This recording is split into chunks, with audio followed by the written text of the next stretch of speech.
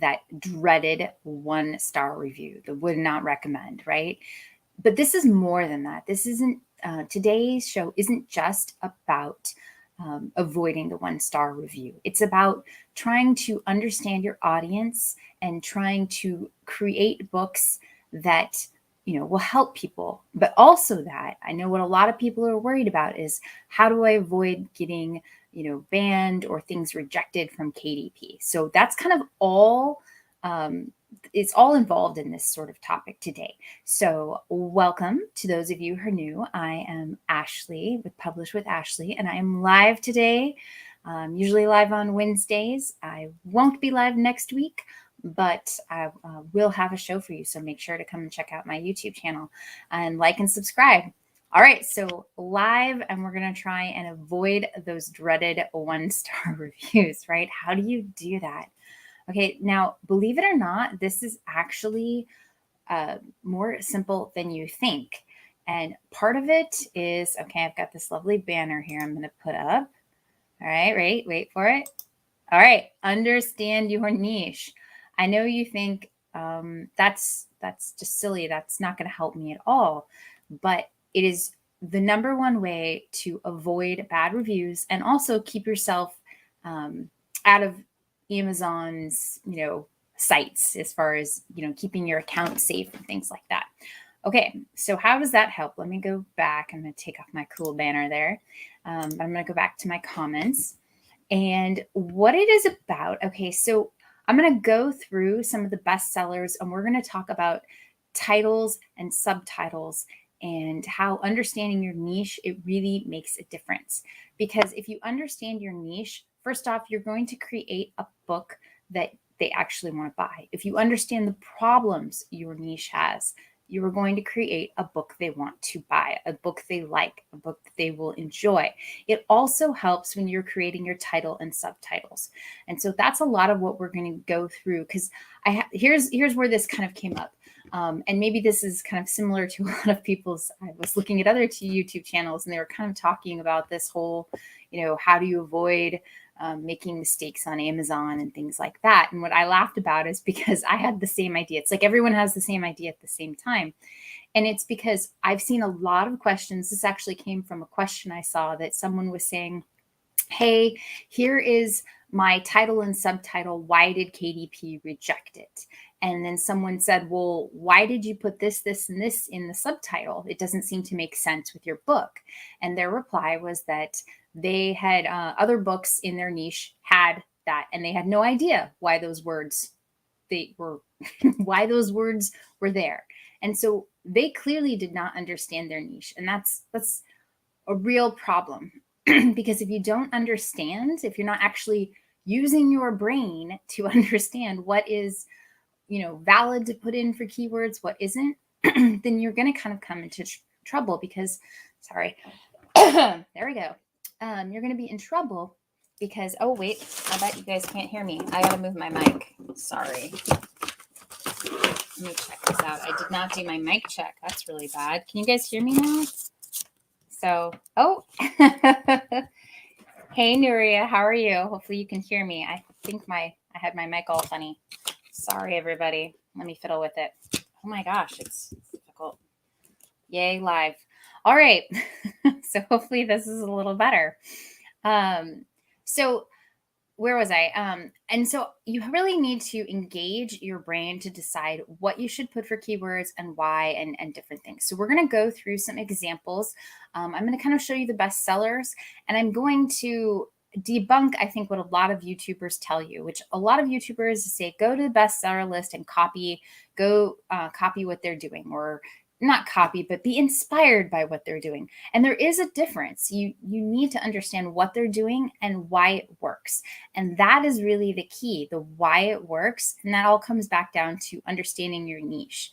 Okay, understanding what the keywords are, why they are effective, and then looking at maybe why some person's book is selling really well and they didn't use the keywords you thought they should or that could be best, but they might have something else going on. Okay, I'm glad you can hear me. Thanks, Nuria. Okay, so let me share my screen. I gotta click on it. Okay, here it is. All right. So, oh, sorry. I'm going to actually start on the bestseller list. All right. So you have here this, this is just the Amazon bestseller list. I think I pulled it up last night. It might have changed, but it's in exercise and fitness. And so what I wanted to do is I wanted to go through and look at some of these titles and subtitles and kind of walk you through, you know, what is a title? What is a subtitle? Why is it important? And what are keywords and how you should use them appropriately?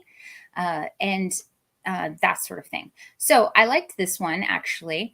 It says Rise and Run, Recipes, Rituals, and Runs to Fuel Your Day, a cookbook. So this is really descriptive of what this is. Now, this person right here, I think they have a following. And so now they have Rise and Run, right? That's not really, run is a keyword, but when it's a cookbook, they really have the real keywords in their subtitle. And they had like a fun title, Rise and Run. This is really typical in people who have some sort of platform that they want to, like, they already have like an audience or they have a publisher and they have a bigger marketing budget. So they can come up with maybe a little bit more creative title. And then they're really trying to focus on the words in their subtitles. So it's recipes, rituals, and runs to fuel your day. So you know what the book is about. It's about recipes. So it's going to have and then it has cookbook at the end, but obviously recipes, there's some sort of cookbook type things. Rituals, which if you didn't understand the running lingo, you may not know why rituals would be included in there. Some really top runners have like habits or rituals, right? Habits might actually be a better keyword than rituals, but yet again, this person has a platform probably because it definitely looks like a professionally made book. And I think they were a doctor or something like that. So you know, they have a platform so they can use maybe a little bit different keywords. And then runs to fuel your day. That's kind of like a play on word and not much of a keyword thing. But this is selling really well. And it's because they, you know, have a platform to come off of. So you can't, like, you want to look at what's on the best sellers, but you also have to engage your brain to decide what is working and why it is working and if it is appropriate. Okay, like I said, I wouldn't have used rituals. I would have used habits because I know that is a more keyword friendly that people are looking for, running habits, things like that. They don't really type in running rituals, but this works because they have a platform. So sometimes you've got to really look at why things are selling and it gives you ideas for keywords and things like that. But it also, you have to say, well, maybe they have a platform or maybe they have a YouTube channel or maybe they're a superstar or a celebrity or maybe not at all. So here's one that this does look like it's a Funster. It's probably a published brand, but look at it. It's called Healthy Brain Activity Book, large print, easy puzzles for adults. Now, what I want you to notice is that they did not reuse keywords. Healthy Brain Activity Book, okay? Large print, easy puzzles for adults. They used all their, you know, keywords and space, but they didn't repeat. That is a big thing with KDP. When you are trying to do your title and subtitle, do not repeat words. Use synonyms. So like if you're going to say, you know, let's see, logbook, something, you know, like mileage logbook or whatever it is, then you didn't want in your subtitle to say logbook again. You would say maybe record book, or you could even try and avoid the word book, like just record keeper. That's another one. Like those are key words, but you're avoiding reuse of words. There's no reason to repeat keywords. It doesn't do you any favors. It doesn't help the algorithm. All it does is possibly get you in trouble with KDP. The other thing, like I said, when you're using any words, keywords, know why you were using them. Don't use them because someone else has that in their book, because they may be doing it really wrong, and or they may have a, you know, a following or something you don't know. So don't necessarily rely on other people. Use your brain to decide if the keyword is appropriate for your audience. Okay, so let me see. I have some questions here. Concord. It says, Ashley, best-selling status can be a farce. Yes, it's true. If I do not promote putting your books in categories they do not belong in just to get the bestsellers badge. I know there are people who say it works, and I'm sure it will work for a small amount of time until KDP decides that you were abusing a loophole and does either puts a flag in your account, says something else, or eventually, it's Amazon's playground. They can decide that they are going to pick your categories for you, or they'll just say, oh, you picked a category we don't like, and kick you off the platform, because they can do that if they want to. It's called a poor customer experience. If I am looking for a health and exercise book, and and it's not even close to health and exercise, it's about elephants or something, then I would be, as a customer, I would be upset. I would complain, I'm not finding what I want, that sort of thing. So, if you're going to use the right category, if you're going to use like extra categories, that's great, but make sure that they make sense, right? Make sure you understand your audience. Make sure everything you are doing with your book is in line. The more in line you can be, the more you understand the words and the lingo that your audience actually uses, the better off you're going to be. And the happier KDP will be, Amazon will be, because you are doing the right things for the right reasons, not just trying to keyword stuff your subtitles so that you think you're going to get ahead of somebody, when actually it's only going to hurt you and your rankings. It's true. Okay, so Concord says, as a relative newbie, it is hard to learn everything when so many people are giving conflicting information. Yes, I don't want to disparage any of my fellow YouTubers. I think there are some fantastic people out there, but I also think there's a lot of people out there who don't know what they're talking about, and haven't actually read the terms of service on Amazon. Think of it this way. If you are trying to exploit a loophole or do something that someone says, this is a secret, like a real kind of secret, not like something very obvious, like know your audience. Okay, I'll tell you that's a secret. It is a secret in the sense that people don't believe it's a secret. It is completely true. Understand your audience. And people think they can avoid it. They can use loopholes. They can do all these tactics and secrets and make, sales.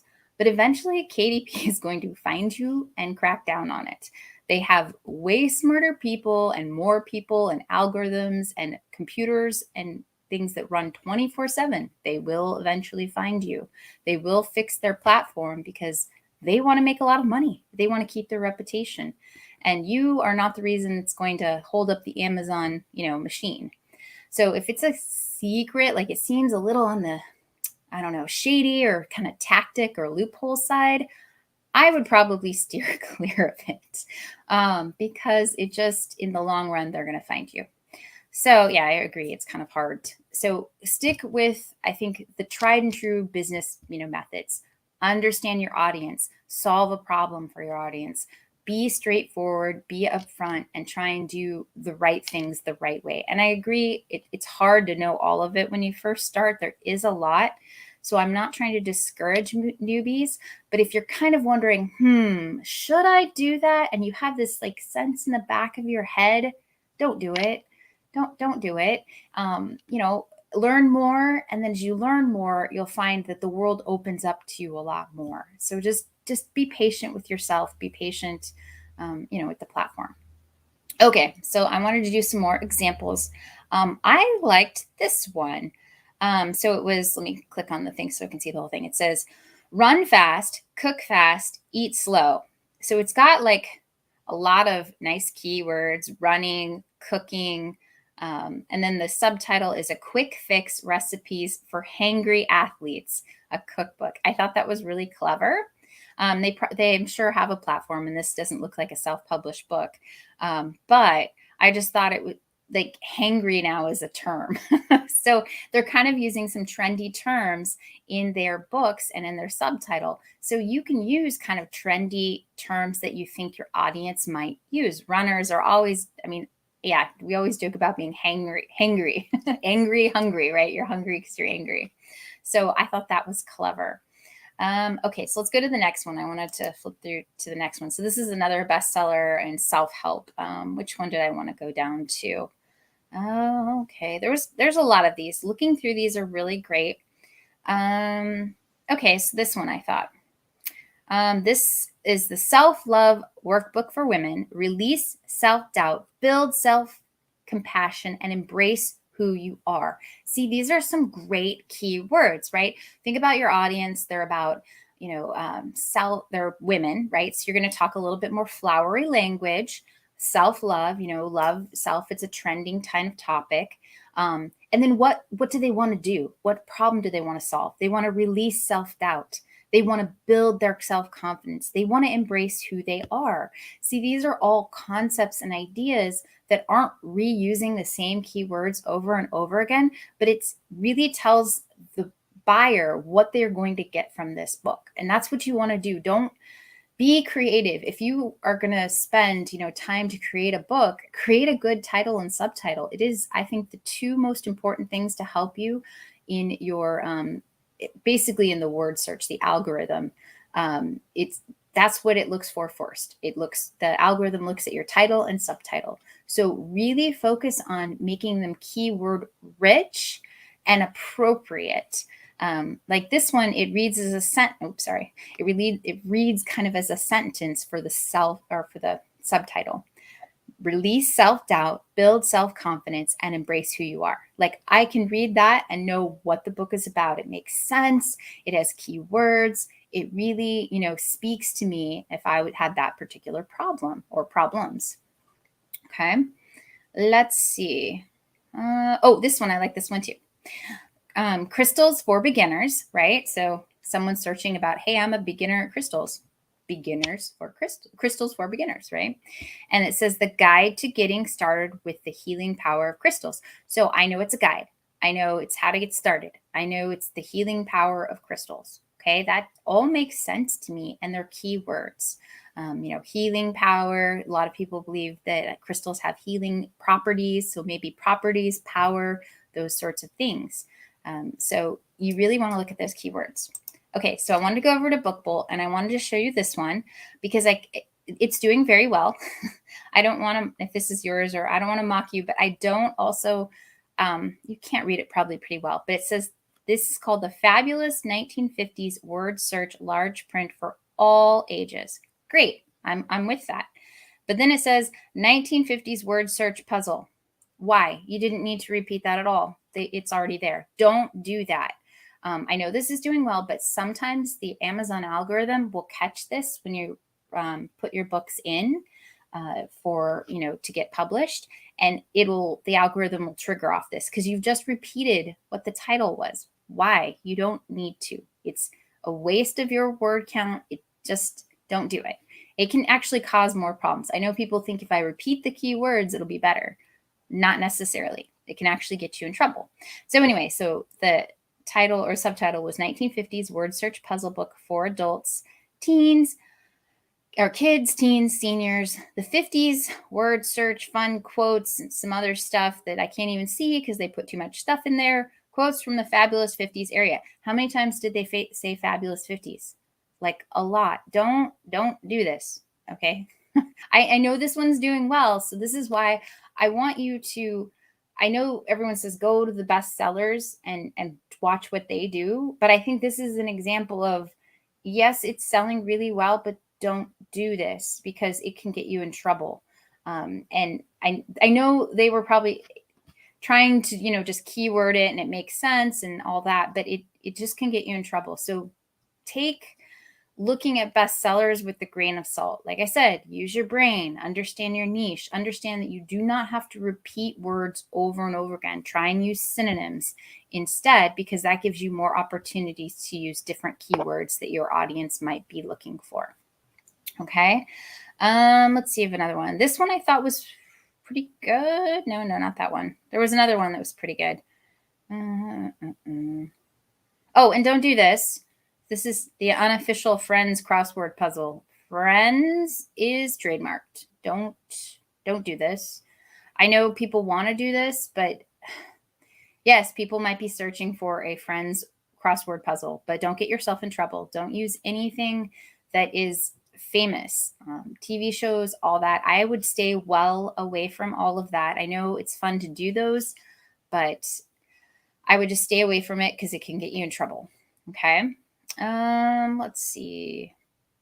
What other ones did I want to look? Oh, this one. I like this one. So this one is Inspirational, it's kind of long, and so I would probably suggest making it shorter, but I did like that they tried to not reuse any keywords. Inspirational word search for adults, teens, and seniors. Okay. Um, large large print word search puzzle book to keep the brain active and mind relaxed with positive, uplifting, and good vibe words. Okay, so they've got a lot of keywords in there. Does read like a sentence. Like I said, I would try and avoid anything like they said, large print word search puzzle. I probably wouldn't even repeat word search, though that's possibly okay. I would probably just put large print puzzle book, right? Because now I've used completely different words to keep the brain active, because you already know it's a word search. That's the title. To keep the brain active and mind relaxed with positive and uplifting. Another thing you want to also do with your subtitles and titles, make sure everything is capitalized. I know with the English language not being your first language, you may not capitalize everything, but anything in a title and a subtitle should be capitalized. Often people do not capitalize small words like the, of, or something like that, but you should. Just capitalize at the beginning of every word in the subtitle, and you should be fine.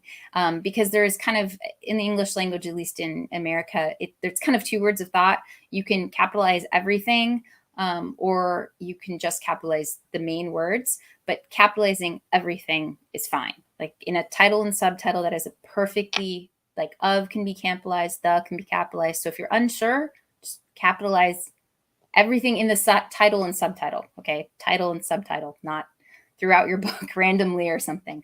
But you can do that kind of as a rule of thumb. I always do, because I know there are people out there who are like, it must be all capitalized. The grammar Nazis really like everything in a title capitalized. So yeah, you can do that as kind of a thing. Okay, let's see. Let's answer some questions. Let me remove that and I'll go to my questions. Hello, FC. Thank you for being here. Concord has, how many keywords would you stick as max? Oh, I don't have a maximum or minimum. I have it so that it reads like a sentence that would make some sort of sense. And if it feels like I keep having to talk and talk and talk, then I actually read it out loud. This is what I literally do. I read my sentence, my subtitle and title up out loud. I read them out loud and say, does that sound good to my ear?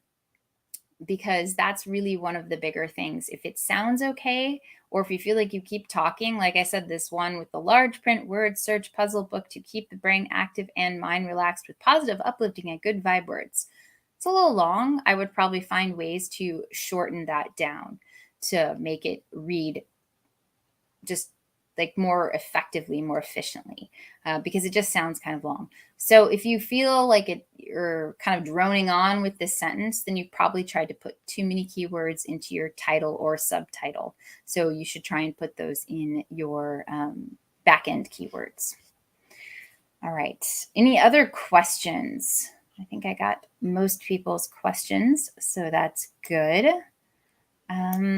That's kind of all I had to talk about for today. I just wanted to, because I was really concerned when I saw a lot of people saying, well, I don't know why I'm using that. I just did it because everyone else was doing it.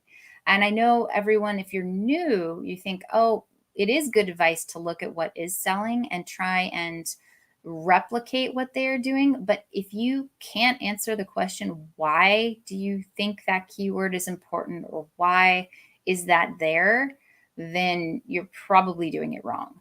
You really need to kind of look at the best sellers and say, okay, what's working? Why is it working? What are the keywords that seem effective? And don't forget that you're only seeing part of the puzzle. You're seeing what's on Amazon as a bestseller. You're seeing when you type in a keyword, what Amazon is showing. But do remember, people might be doing things you're not aware of. They might have an email list, which I'd highly recommend, once you get yourself settled and understand what you're doing, try and start an email list. They might have advertising outside. A lot of authors, especially fiction authors and nonfiction authors, really do a lot of advertising on Facebook. So they might be doing that. You don't know. They might be using Amazon ads. That might be more obvious if you see it's a sponsored product. But there's also times when you do a search and theirs doesn't come up.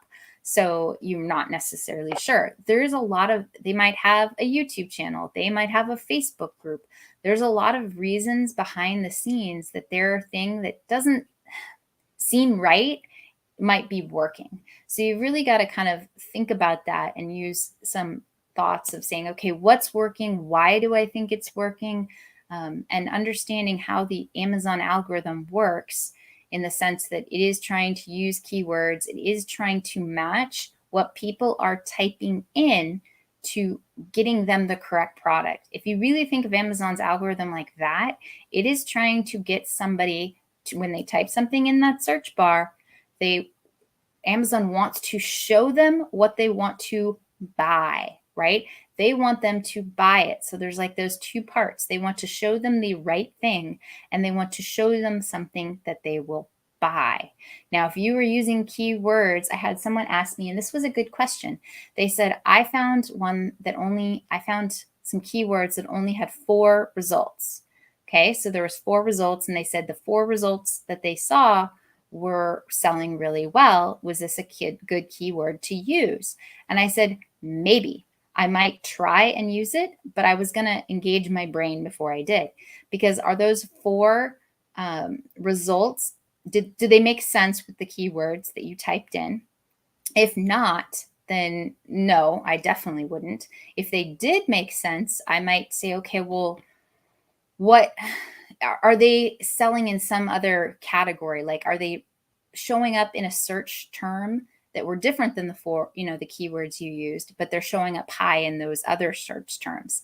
So just because you type something in Amazon and there's no results, doesn't necessarily mean that's good, because you have to have people searching for those sorts of things. So it can be good. I'm not sure if I made that clear. It can be good, but it doesn't necessarily mean that it is good. You have to decide, okay, what are the results? Why do I think that they might be selling well? Does what I typed in match what those results are?